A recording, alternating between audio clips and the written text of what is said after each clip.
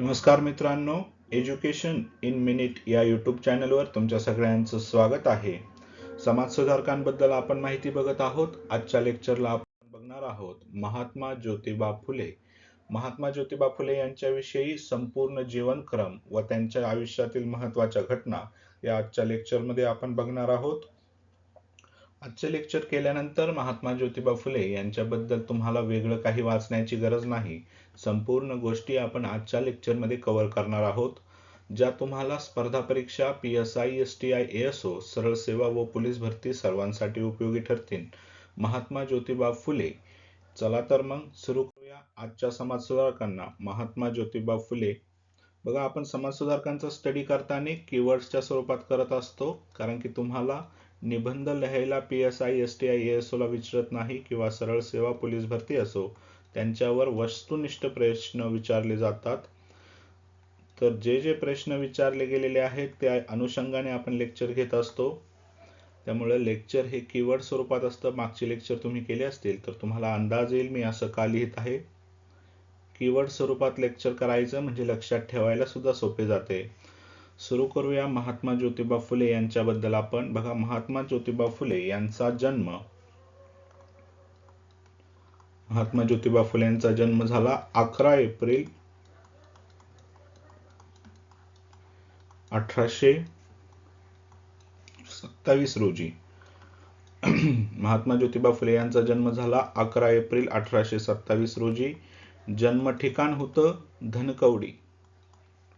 जन्म ठिकाण होतं धनकवडी. धनकवडी कुठे येतं मित्रांनो? तर धनकवडी पुण्यामध्ये येतं. धनकवडी पुणे. त्यांचं मूळ गाव जे होतं, महात्मा ज्योतिबा फुले यांचं जे मूळ गाव होतं ते कडगुण होतं.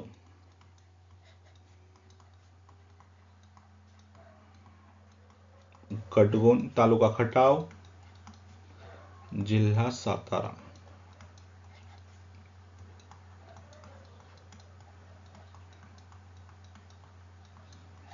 जिल्हा सातारा. पुन्हा एकदा सांगतो बघा, महात्मा ज्योतिबा फुले हे आजचे समाज सुधारक आहे. त्यांच्याबद्दल आपण माहिती बघत आहोत. त्यांचा जन्म झाला 11 एप्रिल 1827 रोजी. जन्म ठिकाण होतं धनकवडी पुणे. त्यांचं मूळ गाव होतं कडगुण, जे की खटाव तालुक्यात जिल्हा सातारा मध्ये आहे. बघा, पुढच्या मुद्द्याला, पुढच्या टॉपिकला सुरुवात करू. महात्मा ज्योतिबा फुले यांच्या वडिलांचं नाव होतं गोविंदराव व आईचं नाव होतं चिमणाबाई.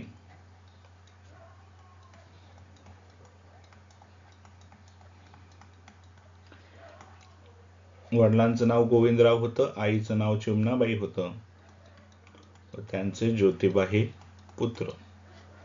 बघा, ज्योतिबा सगळ्यांना माहिती आहे. महात्मा ज्योतिबा फुले यांचा विवाह क्रांतिज्योती सावित्रीबाई फुले यांच्याशी झाला. जेव्हा महात्मा ज्योतिबा फुले यांचा विवाह सावित्रीबाईशी झाला तेव्हा महात्मा ज्योतिबा फुले यांचं वय 13 होतं व सावित्रीबाई यांचं वय हे 7 वर्ष होतं. मित्रांनो, हा विवाह जो आहे तो 1840 मध्ये झाला. बघा, ज्योतिबा फुलेंचं वय जे 13 वर्ष होतं, बरोबर 27 ला जन्म आहे व 13 वर्ष म्हणजे 1840 ला त्यांचा काय झाला? विवाह झाला. चला पुढच्या मुद्द्यावर जाऊ. ज्योतिबा फुले यांचं खरं आडनाव जे होतं ते ज्योतिबा गोरे होतं, परंतु ते फुलांचा व्यापार करायचे, फुले विकायचे, तसेच पेशव्यांच्या दरबारात देखील सजावटीचं फुलांचं काम करायचे. त्याच्यामुळं त्यांना लोक फुले या आडनावाने ओळखू लागले, म्हणून त्यांचं नामकरण झालं ज्योतिबा फुले. हे नवीन आडनावाने लोक त्यांना ओळखत असायची. खरं आडनाव जर त्यांचं बघितलं तर ते ज्योतिबा गोरे होतं. त्यानंतर बघा, ज्योतिबा फुले यांचं प्राथमिक शिक्षण. ज्योतिबा फुले यांचं प्राथमिक शिक्षण हे त्यांच्याच घरी लिखापडी किंवा हिशोब ठेवण्याचं काम करणारा जो लेखनिक होता किंवा आपण त्याला हिशोबनीस म्हणू, हिशोबनीस होता, याने ते बंद पाडले इन द सेन्स सांगायचं झालं की हा हिशोबनीस जो होता, ज्योतिबा फुले यांच्या घरी हिशोबनीस लेखनिकाचं काम करायचा. ज्योतिबा गोविंदरावांचे जे व्यवहार आहेत ते बघण्याचं काम करायचा. याने काय केलं, महात्मा ज्योतिबा फुले यांचं प्राथमिक शिक्षण बंद पाडलं. तर त्यामागं कारण देखील तसंच होतं. आपण केलेला भ्रष्ट व्यवहार हा गोविंदरावांच्या लक्षात येऊ नये. जर ज्योतिबा शिकले तर त्यांना ह्या गोष्टी लक्षात येतील आणि ते गोविंदरावांना सांगतील, हा त्यामागचा हिशोब होता. म्हणून त्यांचा लेखनिक, त्यांचा जो क्लार्क होता, याने काय केलं, ज्योतिबा फुले यांचं प्राथमिक शिक्षण काय केलं, बंद केलं. थोडक्यात सांगायचं म्हणलं तर गोविंदरावांचे कान भरले की कशाला मुलाला शिकवतात, त्यापेक्षा त्याला आहे त्या व्यवसायात लावा, 4 पैसे कमवून, असं वेगवेगळ्या गोष्टी गोविंदरावांना सांगितल्या व गोविंदरावांचे कान भरले. परिणामी महात्मा ज्योतिबा फुले यांचं प्राथमिक शिक्षण बंद झालं. परंतु यावर प्रश्न विचारला गेलेला आहे, महात्मा ज्योतिबा फुले यांचं प्राथमिक शिक्षण पुन्हा चालू करण्यास कोणी जबाबदार ठरलं? तर त्यासाठी बघा इथं लिहूया आपण, प्राथमिक शिक्षण पुन्हा चालू कोणी केलं? तर त्याचं उत्तर आहे गफार मुन्शी बेग. गफार मुन्शी बेग व लिजिड साहेब हे त्यांच्या शेजारी राहायचे. या 2 व्यक्तींनी पुन्हा गोविंदरावांना सांगितलं की मुलगा हुशार आहे, तुम्ही त्याचे प्राथमिक शिक्षण चालू ठेवा. तर त्या 2 व्यक्ती कोण आहेत? गफार मुन्शी बेग आणि लिजिड साहेब.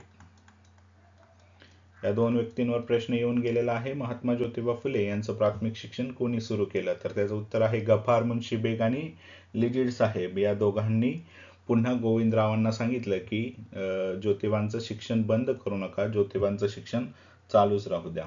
पुन्हा पुढचा मुद्दा बघूया. पुढचा मुद्दा आहे जवळच्या मित्राचे लग्न.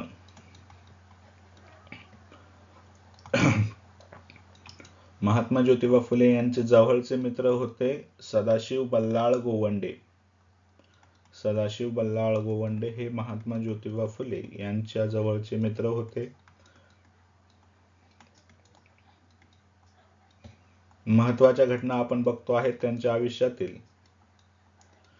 तर बघा, ह्या जवळच्या मित्राचं लग्न होतं सदाशिव बल्लाळ गोवंडे. याच्या लग्नासाठी महात्मा ज्योतिबा फुले गेले. या लग्नात वरातीत नाचत असताना हा सदाशिव बल्लाळ गोवंडे हा ब्राह्मण समाजाला बिलॉंग करत होता. तर ह्या वरातीत नाचत असताना एक ब्राह्मणांच्या लग्नात एक माळ्याचा मुलगा नाचत आहे, अशी त्या काळात जातीवाद भरपूर होता. त्यामुळे यांना अपशब्द उच्चारण्यात आले. याचा खूप खोलवर परिणाम महात्मा ज्योतिबा फुले यांच्यावर झाला. त्याच्यामुळं ते घरी आले. घरी आल्यानंतर नाराज होते. नाराज असल्यानंतर गोविंदरावांनी त्यांना नाराजगीचं कारण विचारलं. तर ज्योतिबांनी संपूर्ण घटनाक्रम सांगितला की मी मित्राच्या लग्नात गेलो होतो, वरातीत नाचत होतो, तर त्यांनी मला नाचण्यासाठी विरोध केला, तसेच अपशब्द उच्चारले.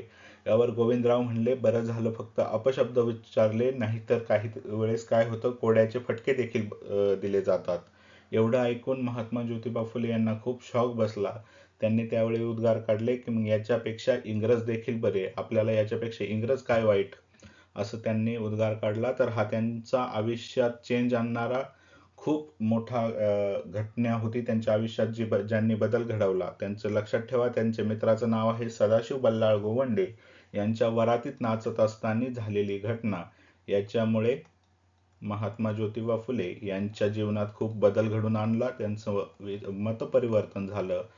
एवढंच काय, तर ते इंग्रजांना बरे म्हणायला लागले भारतीयांपेक्षा. जर भारतात एवढा जातीवाद आहेत, एवढा द्वेष आहे, अशी घटना त्यांच्या लाईफमध्ये घडली. चला पुढच्या याच्यात पुढचा पॉइंट बघू. महात्मा ज्योतिबा फुले यांनी बालहत्या प्रतिबंधक गृह सुरू केले.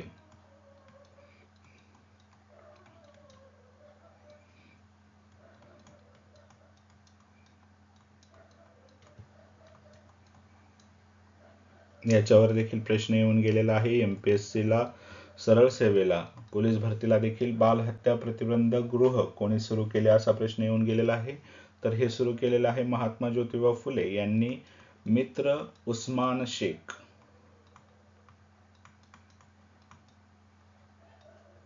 उस्मान शेख याच्या मदतीने बालहत्या प्रतिबंधक गृह सुरू केलं. कधी सुरू केलं? 18 जानेवारी 1863 ला. डेट लक्षात नव्हती माझी थोडीशी. 18 जानेवारी 1863 ला बाल हत्या प्रतिबंधक गृह सुरू केलं. मित्र उस्मान शेख याच्या मदतीने. बघा काय होतं बाल हत्या प्रतिबंधक गृह. पुण्यात काय व्हायचं, सतीप्रथा बोकाळलेली होती. तर अशा वेळेस काय व्हायचं, बऱ्याचशा विधवा ज्या असायच्या त्या प्रेग्नंट असायच्या. नवरा वारल्यानंतर त्यांच्या पुढील संगोपनाची जबाबदारी कोणीही घेत नव्हतं. मग बहुधा काय व्हायचं, त्या आत्महत्या करायच्या. तर अशा वेळेस महात्मा ज्योतिबा फुले यांना ते कळालं व त्यांनी बाल हत्या प्रतिबंधक गृह असं स्थापन केलं. मग महात्मा ज्योतिबा फुले यांनी मित्र उस्मान शेख याच्या मदतीने 18 जानेवारी 1863 ला बाल हत्या प्रतिबंधक गृहाची स्थापना केली. स्थापना कुठे केली ती, फुलेवाडा इथे स्थापन केलं. आणि ह्या विधवांना संरक्षण दिलं, सर्वांपासून संरक्षण दिलं. आमच्या इथे येऊन राहा, तुमच्या जे गर्भात मूल आहे त्याला जन्म द्या, इथं कोणालाही तुमच्याबद्दल सांगितलं जाणार नाही अशी शाश्वती देखील त्यांना दिली. अशा बाल हत्या प्रतिबंधक गृहाची स्थापना महात्मा ज्योतिबा फुले यांनी केली आहे. एवढंच नव्हे तर त्याच्या बाहेर एक अशी पाटी लावली, जे बालहत्या प्रतिबंधक गृह त्यांनी स्थापन केलं. त्याच्या बाहेर एक पाटी लावली व त्याच्यावर लिहिलं, विधवांनो आमच्या इथे या, बाळंत व्हा, तुमची संपूर्ण काळजी घेतली जाईल व संगोपन देखील केले जाईल. कोणालाही याबद्दल सांगितले जाणार नाही, संपूर्ण गुप्त ठेवण्यात येईल अशी पाटी देखील महात्मा ज्योतिबा फुले यांनी लावली होती. विधवांनो आमच्या इथे या, बाळंत व्हा, तुमचं संगोपन केलं जाईल, संपूर्ण माहिती ही देखील गुप्त ठेवली जाईल. अशा बालहत्या प्रतिबंधक गृहाची स्थापना महात्मा ज्योतिबा फुले यांनी केली, मित्र उस्मान शेख याच्या मदतीने. आणखी एक मुद्दा सांगायचा तर बाल हत्या प्रतिबंधक गृहामधील याच्यावर प्रश्न येऊन गेलेला आहे, MPSC ला येऊन गेलेला आहे. बाल हत्या प्रतिबंधक गृहातील एक विधवा होती जिचं नाव होतं काशीबाई. काशीबाई. अशा या काशीबाईचा मुलगा ज्याचं नाव आहे यशवंत, यास महात्मा ज्योतिबा फुले यांनी दत्तक घेतले व ह्या यशवंतास पुढे जाऊन त्यांनी डॉक्टर केले. बघा ह्या यशवंताला पुढे जाऊन काय केले, त्यांनी डॉक्टर केले. काशीबाईंचा मुलगा होता ज्या की बाल हत्या प्रतिबंधक गृहातील विधवा होत्या. बघा पुढचा मुद्दा बघू. आता इथं जागा कमी असल्याने मी बरोबर इथं थोडस एवढ्या याच्यात मॅनेज करण्याचा प्रयत्न करतो. पुढचा आहे त्यांच्या घरातील, त्यांच्या आयुष्यातील मारेकरी प्रसंग.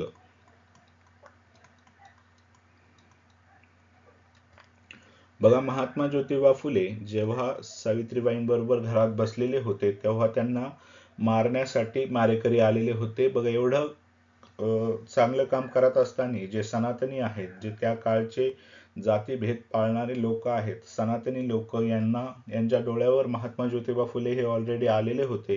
त्याच्यामुळे यांना मारण्यासाठी 1000 रुपयाची सुपारी त्या काळात देण्यात आली होती. त्या काळात 1000 रुपये म्हणजे खूप होते. तर या मारेकरी प्रसंगामध्ये 2 व्यक्ती होते ज्यांना महात्मा ज्योतिबा फुले आणि सावित्रीबाई फुले यांना मारण्याची सुपारी देण्यात आली. तर त्यांचं नाव आहे, पहिला व्यक्ती आहे सज्जन रोडे.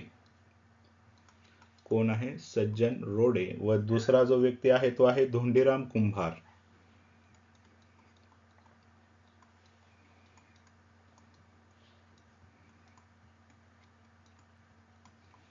पहिला व्यक्ती आहे सज्जन रोडे व धोंडीराम कुंभार. ह्या दोघांना मारण्याची, या दोघांना महात्मा ज्योतिबा फुले व सावित्रीबाई फुले यांना मारण्याची सुपारी देण्यात आली. परंतु यांच्या दोघांमधील चर्चा ही खिडकीला खेटून असताना ऐकल्यानंतर त्यांचं मत परिवर्तन झालं. त्यांचे विचार बदलले व तिथंच त्यांच्या डोळ्यात अश्रू आले व त्यांनी सर्व घटना महात्मा ज्योतिबा फुले व सावित्रीबाईंना सांगितली. त्याच्यानंतर विशेष म्हणजे हे जे सज्जन रोडे होते हे पुढं आयुष्यभर सावित्रीबाई फुले यांचे अंगरक्षक, सावित्रीबाईंचे अंगरक्षक म्हणून काम यांनी बघितलं. सावित्रीबाईंचे अंगरक्षक म्हणून यांनी काम बघितलं. व धोंडीराम कुंभार जे आहेत हे महात्मा ज्योतिबा फुले यांना धर्मपत्र मिळवून द्यायचं काम केलं. धर्मपत्र मिळवून द्यायचं यांनी काम केलं. बघा जवळपास पेज भरलेला आहे. संपूर्ण घटना मी पुन्हा एकदा 2 मिनिटात तुम्हाला रिवाइज करतो व नेक्स्ट पेजवर आपण पुढच्या बाबी बघू.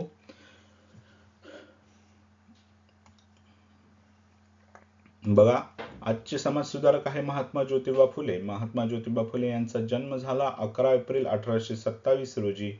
ठिकाण होतं धनकवडी, पुणे. त्यांचं मूळ गाव होतं कटगुण, जे की तालुका खटाव, जिल्हा सातारामध्ये आहे. महात्मा ज्योतिबा फुले यांच्या वडिलांचं नाव गोविंदराव, आईचं नाव चिमणाबाई. बघा, गोविंदराव व चिमणाबाई यांचे अपत्य ज्योतिबा फुले होते. ज्योतिबांचा विवाह सावित्रीबाईंशी झाला. त्यावेळी ज्योतिबांचे वय 13 वर्ष व सावित्रीबाईंचे वय 7 वर्ष होते. हा विवाह 1840 ला झाला. ज्योतिबा फुले यांचं खरं आडनाव जे होतं ते गोरे होतं, परंतु फुलांचा व्यापार करत असल्यामुळे त्यांचं आडनाव फुले असं पडलं. त्यांचं प्राथमिक शिक्षण हे त्यांच्या लेखनिक हिशोबनीस याने बंद पाडलं, कारण त्यांनी केलेला भ्रष्टाचार हा गोविंदरावांच्या लक्षात येऊ नये म्हणून त्यांनी गोविंदरावांचे कान भरले व महात्मा ज्योतिबा फुले यांचं प्राथमिक शिक्षण बंद पाडलं. ते प्राथमिक शिक्षण पुन्हा ज्योतिबांचे शेजारी जे आहेत गफार मुन्शी बेग आणि लिजिड साहेब यांनी सुरू केलं. त्याच्यानंतर महात्मा ज्योतिबा फुले यांच्या जवळच्या मित्राचं लग्न, जो की सदाशिव बल्लाळ गोवांडे आहे, याच्या लग्नात वरातीत नाचत असताना काही सनातनी लोकांनी, काही जातीभेद पाळणाऱ्या लोकांनी महात्मा ज्योतिबा फुले यांच्याविषयी अपशब्द काढले, त्यांना वरातीत नाचण्यासाठी प्रतिबंध केला. त्याच्यामुळे महात्मा ज्योतिबा फुले यांचं मतपरिवर्तन झालं. त्यांनी घरी येऊन ही घटना गोविंदरावांना सांगितली. गोविंदराव म्हणाले की बरं झालं फक्त अपशब्द काढले, नाहीतर काही मारहाण केली नाही किंवा फटके दिले नाही, असं केलं नाही. हे ऐकल्यानंतर ज्योतिबांना शॉकच बसला. मग त्यांनी उद्गार काढले की मग आपल्या येथील सनातनींपेक्षा जे इंग्रज आहेत ते बरे. त्याच्यानंतर त्यांनी बालहत्या प्रतिबंध गृह स्थापन केलं, ज्यामध्ये विधवांचं संगोपन पालनपोषण केलं जायचं. बऱ्याच वेळा काय व्हायचं, सतीप्रथा असल्यामुळे प्रेग्नंट महिला ह्या आत्महत्या करायच्या. अशा महिलांना महात्मा ज्योतिबा फुले यांनी संरक्षण दिलं. एवढंच काय, तर त्या बालहत्या प्रतिबंधक गृहाच्या समोर एक पाटी लावली व ज्यामध्ये लिहिलं, विधवांनो आमच्या इथे या, बाळंत व्हा, तुमचं संगोपन केलं जाईल, संरक्षण दिलं जाईल व संपूर्ण घटना ही गुप्त ठेवण्यात येईल. अशाच एका बालहत्या प्रतिबंध गृहातील जी विधवा होती, जिचं नाव होतं काशीबाई, हिचा मुलगा यशवंत, यास महात्मा ज्योतिबा फुले यांनी काय केलं, डॉक्टर बनवलं. यशवंतवर प्रश्न येऊन गेलेला आहे मित्रांनो. त्याच्यानंतर मारेकरी प्रसंग. महात्मा ज्योतिबा फुले व सावित्रीबाई फुले या घरी असताना त्यांच्या खिडकीतून सज्जन रोडे व धोंडीराम कुंभार यांनी ज्योतिबा फुले आणि सावित्रीबाई यांचे उच्च विचार ऐकले व त्यांचं मतपरिवर्तन झालं. पुढे सज्जन रोडे यांनी सावित्रीबाई यांचे अंगरक्षक म्हणून काम केले व धोंडीराम कुंभार यांनी त्यांना धर्मपत्र मिळवून देण्याचं काम केलं. बघा, 1-2 मिनिटात मी संपूर्ण स्लाइड एक्सप्लेन केलेली आहे महात्मा ज्योतिबा फुले यांच्याविषयी. ही कीवर्ड स्वरूपात आहे, याचा स्क्रीनशॉट काढून घ्या. तुम्हाला हा स्क्रीनशॉट पेपरच्या आधी रिव्हिजन करण्यासाठी खूप महत्त्वाचा राहील. आणखी बघूया आपण महात्मा ज्योतिबा फुले यांच्याबद्दल माहिती. एका पेजमध्ये संपूर्ण माहिती बसत नाही, त्याच्यामुळे इथं पुढची माहिती बघू.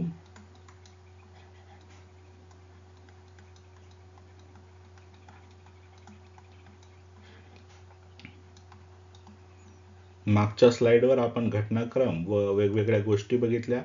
या स्लाइडवर आता त्यांनी कोणकोणते बाकीची इतर कार्य देखील केलेले आहेत ते आपण बघणार आहोत.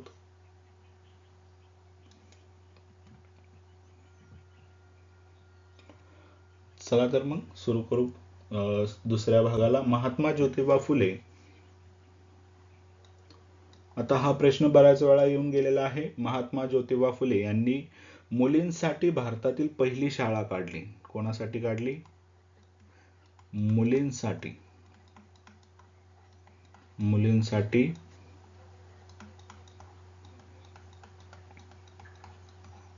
भारतातील पहिली शाळा महात्मा ज्योतिबा फुले यांनी काढली. तर ती कुठे काढली, पहिली शाळा कोणी काढली, हा खूप कॉमन क्वेश्चन आहे, बऱ्याच वेळा येऊन गेलेला आहे, तुम्हाला माहिती असणं गरजेचं आहे. बघा, मुलींसाठी पहिली शाळा बुधवारपेठ, बुधवारपेठ पुणे इथे मुलींसाठी पहिली शाळा काढली. कधी काढली? 14 जानेवारी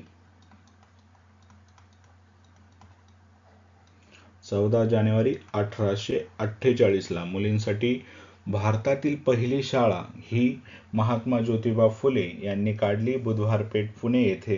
यावर क्वेश्चन येतो. क्वेश्चन असा देखील येतो की महात्मा ज्योतिबा फुले यांनी काढलेल्या मुलींसाठी शाळा आहेत यांचा क्रम लावा. सॉरी, म्हणजे फक्त तुम्हाला पहिली शाळा माहिती असून फायदा नाही. दोन्ही तिन्ही शाळा याच्यानंतर शाळा काढण्याचं सत्र हे महात्मा ज्योतिबा फुले यांनी चालूच ठेवलं होतं. दुसरी शाळा जी आहे बघा, पहिली शाळा बुधवार पेठ पुणे, दुसरी शाळा रास्ता पेठला काढली, जे देखील पुण्यातच आहे. रास्ता पेठ पुणे. दुसरी शाळा काढली 17 सप्टेंबर 1851 ला. 17 सप्टेंबर 1851 ला. पुन्हा लक्षात ठेवा, तिसरी शाळा जी आहे ती वेताळ पेठ मध्ये काढली.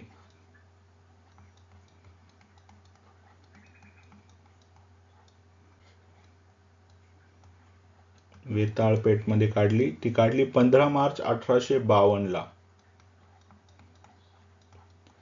15 मार्च 1852 ला.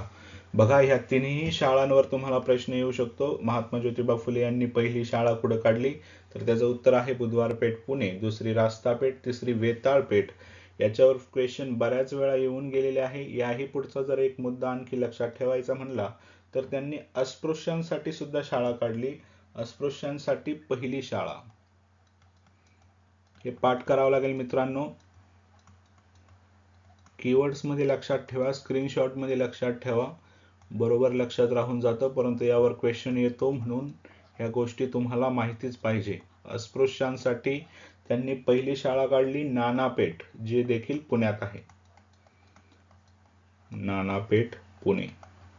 पुण्याला 17 पेठांचं शहर म्हणलं जातं. वेगवेगळ्या पेठ आहेत तिथं, जिथे जुन्या काळात बाजार भरायचा. अशा ठिकाणी वेगवेगळ्या ठिकाणी नानापेठ, वेताळपेठ, रास्तापेठ, रविवार, सोमवार, मंगळवार अशा वारांच्या नावाने पेठा देखील आहे. त्याच्यामुळे ही बुधवार पेठ, वेताळपेठ अशी नावं आहेत. तुम्ही या शाळा लक्षात ठेवा. यावर क्वेश्चन येतोच मित्रांनो, त्याच्यामुळे खूप महत्त्वाच्या आहेत. महात्मा ज्योतिबा फुले यांनी या काढलेल्या शाळा आहेत. मुलींसाठी बुधवार पेठ इथे पहिली शाळा काढली, त्यानंतर रास्ता पेठ, वेताळ पेठ आणि अस्पृश्यांसाठी पहिली शाळा नानापेठ येथे काढली. बघा, एवढंच नाही तर आता आयोग जे आहेत MPSC ची तयारी करणाऱ्या विद्यार्थ्यांसाठी आहे हा पुढचा घटक. पोलीस भरती किंवा सरळ सेवेसाठी नाही. आयोग जे आहे ते फक्त कुठं शाळा काढली यावर विचारत नाही, तर ह्या शाळेतील पहिल्या विद्यार्थिनी कोण होत्या यावर देखील प्रश्न येऊन जातो. बघा, पहिल्यांदा जी शाळा काढली त्यामध्ये 4 ब्राह्मण, 1 धनगर व 1 मराठा असे विद्यार्थी होते. 4 ब्राह्मण, 1 धनगर व 1 मराठा.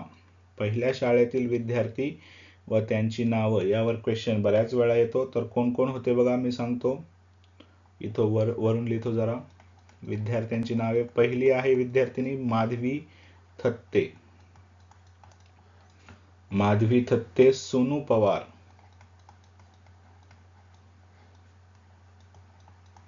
माधवी थत्ते, सोनू पवार, दुर्गा देशमुख.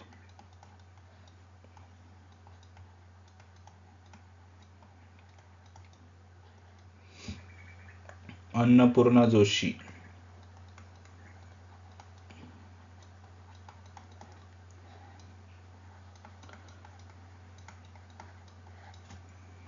त्यानंतर बघा, दुर्गा देशमुख झाला, अन्नपूर्णा जोशी, जना कर्डिले.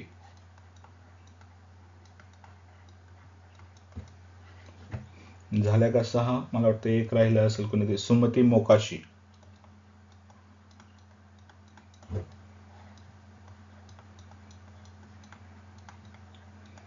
अशा 6 विद्यार्थिनी होत्या ज्या की पहिल्या शाळेतील आहेत महात्मा ज्योतिबा फुले यांच्या. त्या माहिती असणं गरजेचं आहे, म्हणून 6ही विद्यार्थी आपण इथे घेतलेले आहेत. त्यानंतर महात्मा ज्योतिबा फुले यांची पुस्तके बघूयात.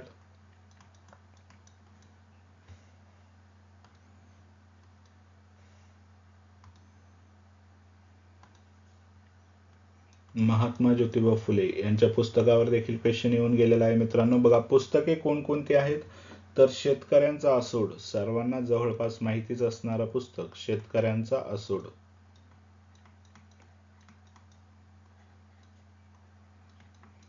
महात्मा ज्योतिबा फुले यांनी कोणकोणती पुस्तकं लिहिली तर ते आपण बघत आहोत. शेतकऱ्यांचा असूड, त्यानंतर गुलामगिरी,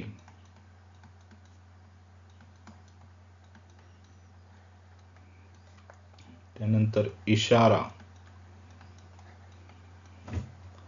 ब्राह्मणांचे कसब,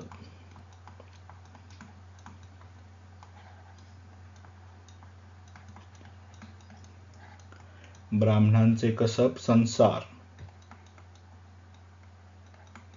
ही पुस्तकं आहेत महात्मा ज्योतिबा फुलेंची. त्याच्यानंतर हे इकडं दोन वेगळी लिहितो मग जरा एवढ्या कॉर्नरला. सार्वजनिक सत्यधर्म, सार्वजनिक सत्यधर्म हे जे पुस्तक आहे हे त्यांचं मरणोत्तर प्रकाशित झालेलं आहे, त्यामुळे हे महत्वाचं आहे, हे लक्षात ठेवा. सार्वजनिक सत्यधर्म जे आहे हे त्यांचं मरणोत्तर प्रकाशित झालेलं आहे. आणि इथे एक लिहितो मी तृतीय रत्न.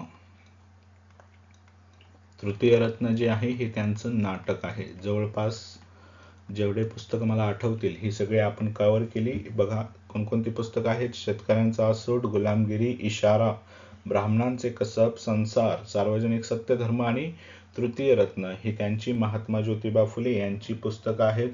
त्यांनी स्वतः त्यांच्या आयुष्यावर कोणत्या पुस्तकाचा प्रभाव होता तर त्याचं उत्तर आहे राईट्स ऑफ मॅन.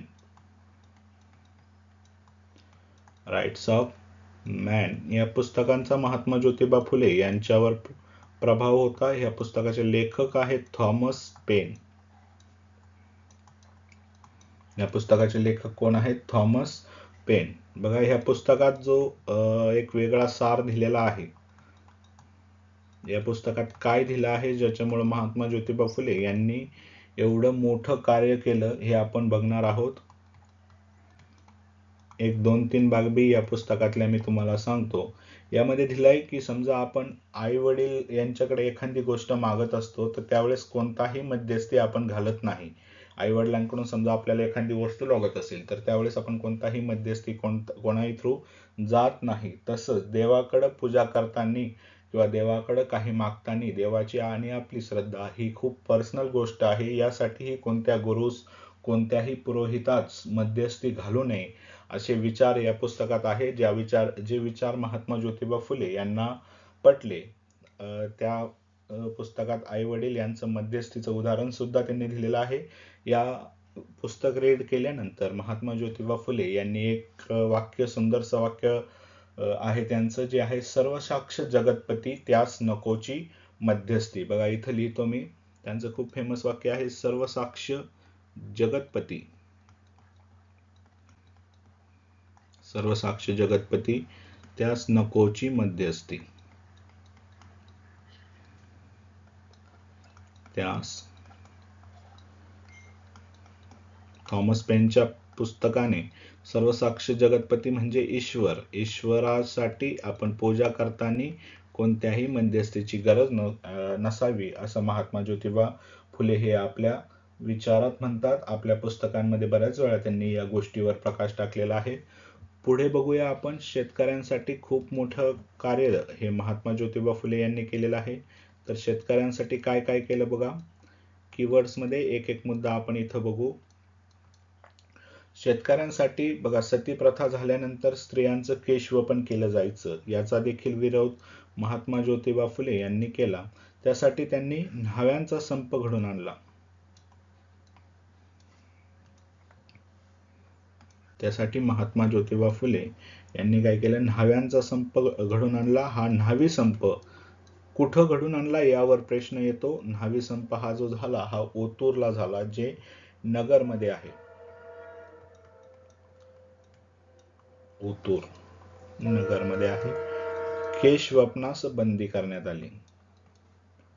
केशवपन, जे विधवा स्त्रिया आहेत त्यांचं केशवपन करायचं नाही असं महात्मा ज्योतिबा फुले यांनी सांगितलं. शेतकऱ्यांसाठीच हा इनिशिएटिव्ह घेण्यात आलेला होता.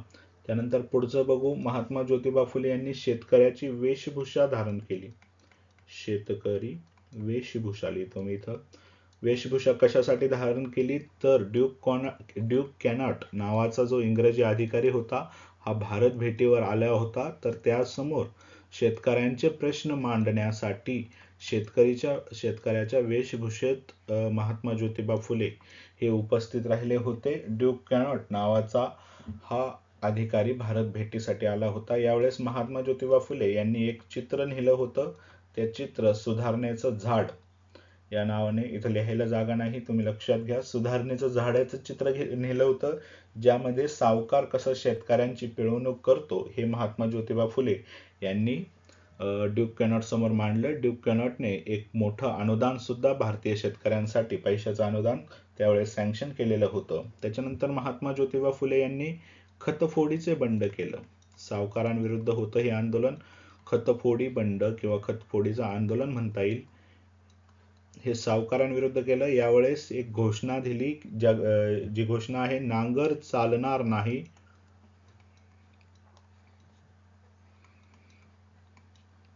इथं लिहायला जागा कमी असल्यामुळे नांगर चालणार नाही, जमीन पिकणार नाही. जमीन पिकणार नाही हे खतफोडीचं बंड केलं होतं महात्मा ज्योतिबा फुले यांनी. बघा, सत्यशोधक समाजाची स्थापना देखील महात्मा ज्योतिबा फुले यांनी केली. इथं लिहितो, सत्यशोधक समाज म्हणजे सत्य शोधणारा समाज. जे सत्य आहे तेच मानणार, जे सत्य आहे तेच हे करणार, असा शोधणारा समाज, अशा समाजाची स्थापना ही महात्मा ज्योतिबा फुले यांनी केली.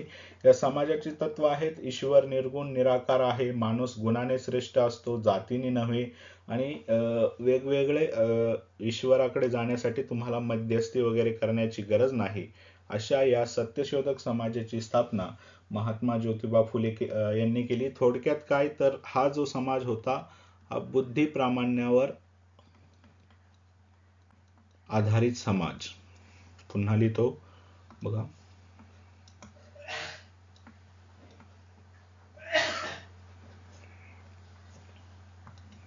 बुद्धी प्रामाण्यावर आधारित समाज होता. बुद्धी प्रामाण्यावर विश्वास ठेवणारा समाज होता.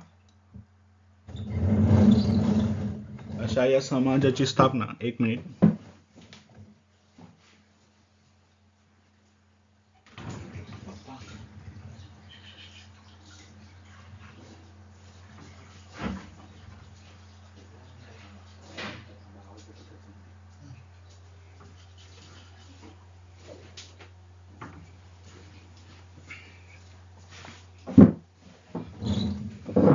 सॉरी, तुम्हाला एक 10 सेकंद वेट करायला लावलं. चला येऊया मुद्द्यावर. असा सत्यशोधक समाजाची स्थापना महात्मा ज्योतिबा फुले यांनी केली. हा जो समाज होता हा बुद्धी प्रामाण्यावर विश्वास ठेवणारा समाज होता. बुद्धी प्रामाण्यावर विश्वास ठेवणारा समाज होता. असा एक विश्वास ठेवणारा गट हा महात्मा ज्योतिबा फुले यांनी केला. तर कमेंट सेक्शन मध्ये तुम्ही एक दोन प्रश्न मी तुम्हाला विचारणार आहे, त्याची उत्तरं तुम्ही कमेंट सेक्शन मध्ये द्यायची. बघा, सत्यशोधक समाज याचं नामांतरण नंतर सत्यधर्म समाज काय झालं, सत्यधर्म समाज असं याचं नामांतरण झालेलं आहे. सत्यशोधक समाजाचं सत्यधर्म समाज. बऱ्याच वेळा महात्मा ज्योतिबा फुले हे वेगवेगळ्या गावात जाऊन प्रचार करायचे, लोकांचं मत परिवर्तन करायचे. तेव्हा ते आपल्या भाषणाची, कीर्तनाची सुरुवात कुळवाडी भूषण गातो पोवाडा, कुळवाडी भूषण गातो पोवाडा असे करायचे. या वाक्याने करायचे. महात्मा ज्योतिबा फुले आपल्या याची सुरुवात अशा याने करायचे. तर बघा, महात्मा ज्योतिबा फुले यांच्याविषयी जवळपास सगळे मुद्दे आपण क्लिअर केलेले आहेत. आजच्या लेक्चरमध्ये संपूर्ण मुद्दे हा घेण्याचा प्रयत्न केलेला आहे. याच्या बाहेर शक्यतो क्वेश्चन जात नाही. अशा या थोर समाजसुधारकाचे निधन पुणे येथे झाले. इथे लिहितो, बघा, मी लिहायला जागा कमी आहे. असं महात्मा, शक्यतो माझं एका स्लाइडवर संपूर्ण घटना कव्हर होतील असा प्रयत्न असतो. अशा थोर समाजसुधारकाचे निधन 28 नोव्हेंबर 1890 येथे झाले, पुणे येथे झाले. संपूर्ण स्लाइड जी आहे ही मी पुन्हा 2 मिनिटात एक्सप्लेन करतो. पुन्हा लक्ष द्या. बघा, मागची स्लाइड आहे त्यावर काही घटना बघितल्यात. आता ह्या स्लाइडवर मी काही गोष्टी सांगितल्यात. ही संपूर्ण स्लाइड पूर्ण 2 मिनिटात एक्सप्लेन करतो, द्या इकडे लक्ष. महात्मा ज्योतिबा फुले यांनी मुलींसाठी भारतातील पहिली शाळा बुधवार पेठ येथे काढली. त्यानंतर रास्तापेठ, वेताळपेठ या ठिकाणी देखील शाळा काढल्या. यांचा क्रम लक्षात ठेवा, तारखा लक्षात ठेवा. पहिली शाळा बुधवार पेठ, दुसरी रास्तापेठ, तिसरी वेताळपेठ आणि अस्पृश्यांसाठी जी पहिली शाळा आहे ती नानापेठ येथे काढली. पहिल्या शाळेतील विद्यार्थ्यांमध्ये 4 ब्राह्मण, 1 धनगर, 1 मराठा असे विद्यार्थी होते, ज्यामध्ये माधवी थत्ते, सोनू पवार, दुर्गा देशमुख, अन्नपूर्णा जोशी आणि जना कर्डिले, सुमिती मोकाशी या होतात. महात्मा ज्योतिबा फुले यांची महत्वाची पुस्तकं आहेत शेतकऱ्यांचा असूड, गुलामगिरी, इशारा, ब्राह्मणांचे कसब, संसार आणि सार्वजनिक सत्यधर्म. बघा, ही जनरल पुस्तकं आहेत सगळी. सार्वजनिक सत्यधर्म हा मरणोत्तर प्रकाशित झाला. त्यानंतर त्यांचं तृतीय रत्न नाटक आहे. त्यांच्या आयुष्यावर राईट्स ऑफ मॅन या पुस्तकाचा प्रभाव पडला, ज्याचे लेखक आहेत थॉमस पेन. आईवडील मध्यस्थी हे कीवर्ड्स मध्ये लक्षात ठेवा. म्हणजे जेव्हा आपल्याला काही गोष्ट लागत असते तेव्हा आई वडिलांकडून आपण डायरेक्ट मागतो, कोणताही मध्यस्थी घालत नाही. तसंच जेव्हा देवाकडून काही पाहिजे तर कोणतेही पुरोहित, गुरु यांना मध्यस्थी घालू नये, असं महात्मा ज्योतिबा फुले यांचं मत होतं. त्यानंतर त्यांनी शेतकऱ्यांसाठी वेगवेगळे कार्य केले, ज्यामध्ये न्हाव्यांचा संप देखील घडून आणला. जो संप ओतूर या ठिकाणी घडवला. ओतूर नगरमध्ये आहे, जिथे केश व्यापनास बंदी करण्यात आली. त्यानंतर महात्मा ज्योतिबा फुले स्वतः शेतकरी वेशभूषेत ड्यूक कॅनॉट समोर उभे राहिले. ड्यूक कॅनॉट हा भारत भेटीसाठी आला होता. तेव्हा सावकार कसे लोकांचं पिळवणूक करतात यासाठी त्यांनी चित्रस्वरूपात सुधारणेचं झाड नेलं होतं. त्यानंतर खतफोडीचं बंड केलं, जे सावकारांविरुद्ध होतं. तेव्हा ते म्हणले होते, नांगर चालणार नाही, जमीन पिकणार नाही. अशा टॅगलाईनने, अशा प्रचाराने त्यांनी खतफोडीचं बंड केलं. सर्वसाक्ष जगतपती, त्यास नकोशी मध्यस्थी. ईश्वर निर्गुण निराकार आहे, सर्वसाक्ष आहे. त्याची तुम्हाला श्रद्धा पूजा करण्यासाठी कोणत्याही मध्यस्थीची गरज नाही, जसं महात्मा ज्योतिबा फुले म्हणतात. सत्यशोधक समाजाची त्यांनी स्थापना केली. सत्यशोधक समाज हा बुद्धिप्रामाण्यावर आधारित गट होता. सत्यशोधक समाजाचं नामांतरण नंतर सत्यधर्म समाज असे झालं. महात्मा ज्योतिबा फुले जेव्हा जेव्हा प्रचार करण्यासाठी जात तेव्हा कुळवाडी भूषण गातो पोवाडा या वाक्याने आपल्या प्रचाराची सुरुवात करत. अशा या महान समाजसुधारकाचे निधन 28 नोव्हेंबर 1890 पुणे येथे झाले. बघा, आजचे समाजसुधारक जवळपास आपण संपूर्ण कव्हर केलेले आहेत. संपूर्ण जसे एक्झामला येऊ शकतात, बहुधा सर्व घटक, सर्व फॅक्ट्स कव्हर केलेले आहेत. हे स्क्रीनशॉट काढून घ्या, तुमच्याकडे सेव्ह राहू द्या, किंवा ज्यांना नोट्समध्ये लिहायचं आहे त्यांनी नोट्समध्ये लिहून पेपरच्या आधी रिवाईज करा. पेपरच्या आधी थोड्या वेळात जास्त गोष्टी रिवाईज करायच्या असतात, त्याच्यामुळे हे रिव्हिजनसाठी सोपं जाईल. बघा, हा एक फोटो मला भेटला, त्याच्यामुळे मला वाटलं की स्लाइड्समध्ये आपल्या हा फोटो शेअर करावा. महात्मा ज्योतिबा फुले इथं राहत होते, जो की फुलेवाडा या नावाने प्रसिद्ध आहे. महात्मा ज्योतिबा फुले व क्रांतिज्योती सावित्रीबाई फुले यांनी इथं वास्तव्य केलं. ते बऱ्याच दिवस राहिले. हा सुंदरसा फुलेवाडा मला शेअर करूशी वाटला, त्यामुळे आपल्याशी शेअर केला. आता शेवटी आपण अशा महात्मा ज्योतिबा फुलेंचं फेमस वाक्य, या वाक्याने आजच्या लेक्चरचा एंड करू. बघा काय आहे. विद्येविना मती गेली, मतीविना नीती गेली, नीतीविना गती गेली, गतीविना वित्त गेले, वित्तविना शूद्र खचले, इतके अनर्थ एका अविद्येने केले.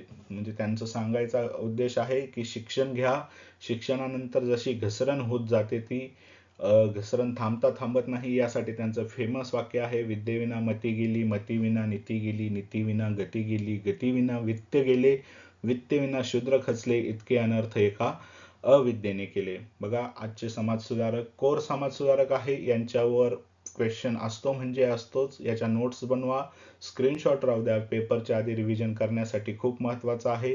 पोलीस भरती असो, सरळ सेवा असो, स्पर्धा परीक्षा यांमध्ये महात्मा ज्योतिबा फुले यांच्यावर नक्की प्रश्न असतो.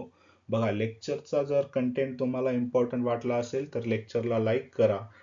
याच्यामध्ये तुम्हाला एक क्वेश्चन विचारण्यात आलेला आहे. बघा, महात्मा ज्योतिबा फुले यांनी कोणत्या समाजाची स्थापना केली? सत्यशोधक समाजाची स्थापना केली.